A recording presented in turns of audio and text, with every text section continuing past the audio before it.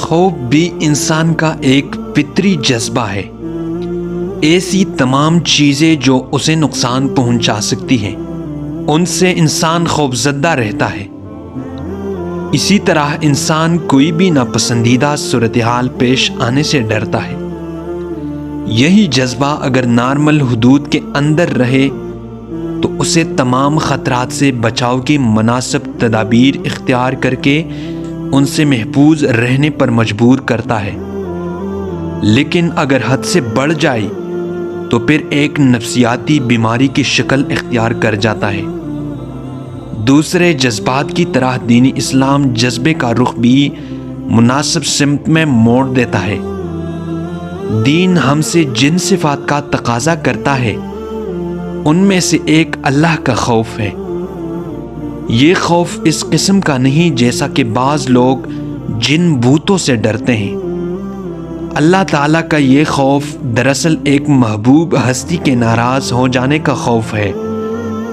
دنیا کا کوئی شخص بھی اپنے محبوب کے ناراضگی سے ڈرتا ہے۔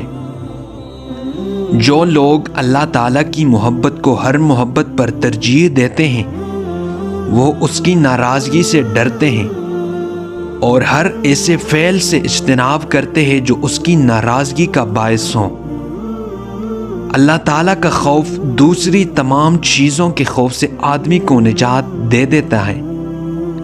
اس کا مطلب یہ بھی نہیں کہ انسان ہر چیز سے بالکل ہی بے خوف ہو جاتا ہے، بلکہ اللہ تعالیٰ کا خوف وہ حوصلہ دیتا ہے جس سے انسان ہر خوف اور خطرے کا مقابلہ کرنے کے لیے تیار ہو جاتا ہے۔ صحابہ کرام رضی اللہ عنہم میں سے بعض کو غزوہ خندق کے موقع پر کفار کا لشکر جرار دیکھ کر شدید گھبراہٹ ہوئی، لیکن اللہ تعالیٰ کے خوف اور محبت نے انہیں اس عظیم لشکر کے مقابلے پر لا کھڑا کیا۔